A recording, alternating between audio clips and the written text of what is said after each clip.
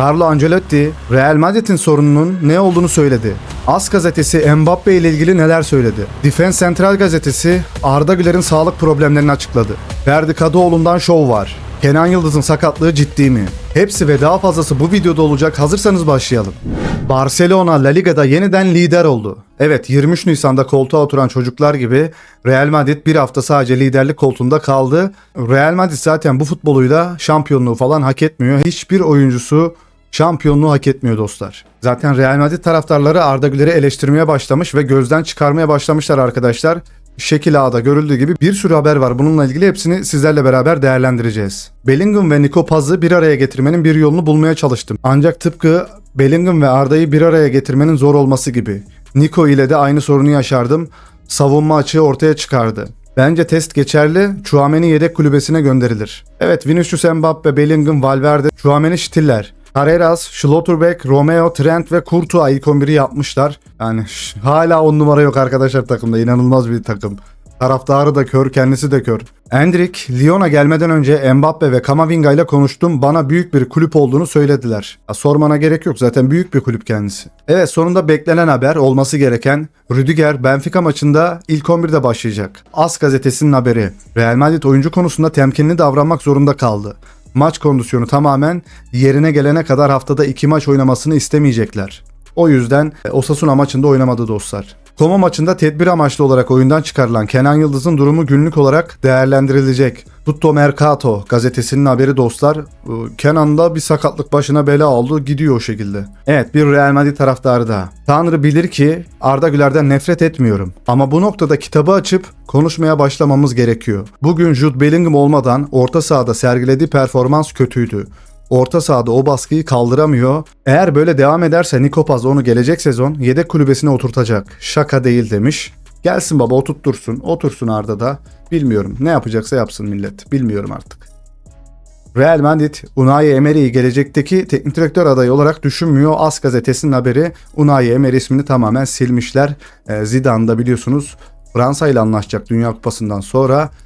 O şekilde arkadaşlar teknik direktör adayları yavaş yavaş eleniyor. Arda Güler, Jude Bellingham'ın yokluğunu puan kazanmak için hiç de fırsata çevirmiyor. Sonra da yine Real Madrid'in genç oyuncuların kariyerlerini mahvettiğinden yakınacaksınız demiş. Real Madrid taraftarları artık bu şekilde düşünüyor dostlar. Bilemiyorum artık. Arda'cığım sen de artık böyle bir silkelenip kendine gelmen gerekiyor. Yeter. Simeone, Lookman çok daha fazla gol atacak. Bu özelliğini bilerek aldık. Şimdi ise onun defansif yönlerini de geliştirerek takıma adapte ediyoruz. Ne kadar da forvet oynasan savunma yapmak zorundasınız. Arda Güler de savunma yapmak zorunda. Herkes savunma yapmak zorunda dostlar. Sizlerden bir ricam olacak. Videomuza like attıktan sonra hype hakkınızı kullanmayı unutmayın. Kanalımıza abone olduktan sonra bildirim zilini açarsanız çok sevinirim dostlar. Diğer kanalımda saha içinde canlı yayın açacağım. Sizlerin istediği futbol hareketlerini yapacağım arkadaşlar. O kanalımı da yorumlar kısmına sabitlerim ve kartlar kısmına koyarım. Teşekkürler. Dün gece Dani Carvajal, Victor Muñoz'un hızına ayak uydurmakta zorlandı. Fede Valverde oyundayken geriye çekilip destek vermek zorunda kaldı. Yani geriye çok fazla gelmek zorunda kaldı. Carvajal zaten çok yanlış bir seçimdi. Altyapıdan gelen çocuğu oynatsanız daha iyiydi. Evet, şöyle de bir haber var dostlar, gerçekten olur diyorum artık böyle haberlere. Olsun. Ne kadar da korkak bir teknik direktör olsan da olsun abi. Liverpool sezon sonunda Arne Slot ile yolları ayırabilir ve teknik direktörlük koltuğu için Xabi Alonso düşünülüyor. Alonso, Premier Lig devinin başına geçmesi halinde Liverpool yetkililerinden Arda Güler'in transferini isteyeceğini bildirdi. Biliyorsunuz onu zamanında Bayer Leverkusen'e de kiralık olarak istemişti ama vermemişlerdi. Real Madrid Arda'yı kolay bırakmak istemezken bonservisini 90 milyon euro olarak belirledi. İndirim yapıp gönderin abi. Evet, Defense Central gazetesi Arda Güler'in bir rahatsızlığı hakkında bir açıklama yapmış bir diyetisyen. Arda Güler'in alerjilerinden bahsediliyor. Arda Güler'in bir sürü alerjisi var. Sorun şu ki bazı şeyleri yediğinde midesi şişiyor ve ağrıyordu. Zor zamanlar geçirdi. Yeni bir ülkede ve çok genç olduğu için yemek durumu onu biraz etkiledi. Ama şimdi kontrol altında diye itiraf ediyor. Mastro Matteo ve Camavinga'nın yemek konusunda en sorumsuz Real Madrid oyuncusu olduğunu iddia ediyor. Camavinga her zaman diyeti bozuyor, ona gönderiyoruz ve tamamen görmezden geliyor. Ama boğa gibi yapılı ve aslan gibi antrenman yapıyor. Spor salonunda kendisine çok dikkat ediyor. Harika bir fiziği var, çok güçlü diye de ekliyor. Gerçekten Camavinga'nın baklavaları falan efsanedir yani, görüyoruz çalışmalarda dostlar. Arda Güler'in fiziği de yerinde ama Arda Güler'in bir sürü alerjisi varmış dostlar. Nazar değmesin ya, nazar değmesin Arda'mıza. Bu alerjilerin de futbolun olumlu etkileyeceğini çok fazla da düşünmüyorum dostlar. Sezon sonu için Darwin Núñez ile ilgilenen takımlar: Atletico Madrid, Juventus, Newcastle, Tottenham. Hangi takıma gitmesini önerirdiniz Darwin Núñez'in? AS gazetesi sonunda Kylian Mbappe'yi şöyle bir eleştirmiş sağlam bir şekilde. Kylian Mbappe tam bir hayalet gibiydi. Sahada amaçsızca dolaştı ve hücumda hiçbir gerçek etki yaratmadı. İspanyol Günlük Gazetesi'nden Fransız oyuncunun dün geceki performansına dair sert bir değerlendirme. Fransızlar şaşkın ama gerçekleri söylemiş AS gazetesi, helal olsun. Franco Mastantuono Real Madrid'de son 4 maçta sadece 8 dakika süre aldı. Çok fazla bile aldığını düşünüyorum ben. Evet, eski bir muhabbet nerelerden nerelere geldi Arda Güler. Ve hiç oynayamayan, hiç sahaya sürülmeyen Arda Güler'in performansı bu şekildeydi. Arda Güler şut özelliği mi 85 olabilir. Sonucu 85 diyorsun. Arda Güler 6 şutta 6 gol attım diyor. Sonucu şutunu 73 yapmışlar. Arda Güler bu adamların hiç maç izlediğini düşünmüyorum deyip gülmüş. Evet, 6 şut çekip 6 gol atan Arda Güler'den böyle bir Arda Güler'e evrildi Arda Güler. Arda Güler. Evet, yine İspanyol taraftarlar. Real Madrid'in şu anki en garanti 11 oyuncuları: Courtois, Arnold, Rüdiger, Carreras, Tchouaméni, Valverde ve Vini demiş. 35-36 gol atan Mbappe bile yok. Arda Güler yok. Yok oğlu yok. Marca gazetesinden Tchouaméni demeci.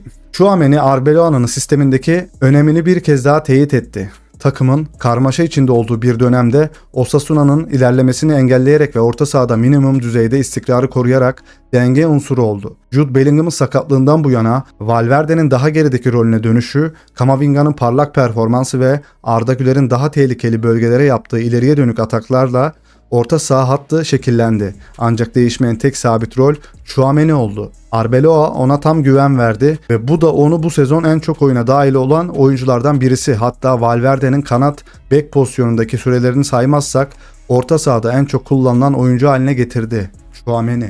Carlo Ancelotti Real Madrid'in gerçek sorununu söylemiş abi. 2021'deki takıma döndüğümde Kroos, Modric, Casemiro, Marcelo ve Benzema gibi veteranların yanında Vinicius, Rodrigo, Valverde ve Camavinga gibi çömezler vardı. O kadronun başarılı olma sebebi oyuncuların hiç egolu olmamasıydı. Mbappe'nin gittiği yerde ego her zaman vardır arkadaşlar. Almaya devam edin. Oynatmaya devam et Arbeloa. Yalamaya devam et Mbappe'yi. Böyle devam edin abi. Kendi yağınızda kavrulun gidin. Evet, bir Real Madrid taraftarı daha ne demiş? Maliyeti 30 milyon euroya aldık. Fiziksel olarak çok zayıf. Doğru. Pintus'un testlerinde en düşük Arda Güler çıktı değil mi? Doğru söylüyor bunlar. Çünkü gözleri çok iyi görüyor bunlar. Oyun değiştirme üzerinde hiçbir etkisi yoktur. 4 kez tekrarlanan bir kart. Bellingham ve Nico Paz arasında en kötüsü o demiş. İndirim yapalım, 50 ila 70 milyon euro arasında satalım demiş ve güle güle demiş. Güle güle Ardacığım, git ya, vallahi git. Bunlara var ya, hak etmiyorlar seni, vallahi git. Prestiani'nin UEFA tarafından cezalandırılmasıyla ilgili hala bir haber yok. Her şey onun 3 gün sonra Real Madrid'e karşı Benfica'da ilk 11'de başlayacağına işaret ediyor demiş. Spalletti'nin geleceği Juventus'un oynayacağı Galatasaray ve Roma maçlarına bağlı La Gazzetta'nın haberi dostlar. Neymar'ın Dünya Kupası kadrosuna çağrılması her geçen gün daha da zorlaşıyor. Neymar'ı izleyemeyeceğiz büyük ihtimalle. Ferdi Kadıoğlu inanılmaz bir şut çekiyor arkadaşlar. Muhteşem bir gol yapmak üzereydi. Direğe takıldı. Bu top buradan tam çatalım buraya çarpıyor, yere çarpıyor. Geliyor ve şu arkadaş vuruyor ve şu köşeye gol atıyor arkadaşlar. Şutu izlemenizi tavsiye ederim. İnanılmaz bir füze. Gösterilmeyen ancak Real Madrid'in elinde bulunan görüntüler. Budimir'in Courtois ile hafif bir temas kurduğunu ve Courtois'ın daha önce çimlere bastığını gösteriyor. Courtois'ın topu ilk önce çime basmış, sonra ayağa basmış diye gösteriliyor. Bunları bahane etmeyin abi, siz Real Madrid'siniz ya. Fede Valverde bu sezon Real Madrid formasıyla tüm müsabakalarda 10 asist sayısına ulaştı. Arda Güler'i de geçmek üzere dostlar. Devam. Xabi Alonso ile Vinicius'un başına gelenlere benzer bir şey hiç sizin başınıza geldi mi diye sorulmuş Ancelotti. Yani tartışıyorlardı ya oyundan alma vesaire. Ancelotti bir keresinde Kroos'u oyundan çıkardım ve çok sinirlendi. Ertesi gün onunla konuşmadım. Sahaya çıkmadan önce karşılaştık. Ona sordum. Dün olanlar hakkında konuşalım mı yoksa her şey unutuldu mu? O da bana her şey unutuldu dedi. İşte böyle olması gerekiyor. Laporta, Real Madrid'e dün Budimir'e verilen penaltı gibi binlerce penaltı verildi. Bu sefer kendilerini yere atma bahanesiyle penaltı verilmedi, şikayet etmemeliler. Bu da fena uğraşıyor ha Real Madrid'de. Joao Neves, Paris Saint-Germain ile Haziran 2030'a kadar geçerli yeni bir sözleşme imzaladı. Sözleşmenin maaşında iyileşme olacak arkadaşlar. Maaşını da yükseltecekler. Evet dostlar, bir videonun daha sonuna geldik. Videomuza like attıktan sonra hype haklarını kullanmayı unutma. Kanalımıza abone olduktan sonra bildirim zilini açmayı unutma. Katıl satın alıp süper teşekkür göndererek bizlere destek olabilirsin. Kendine çok iyi bak. Hoşça kal. Bay bay.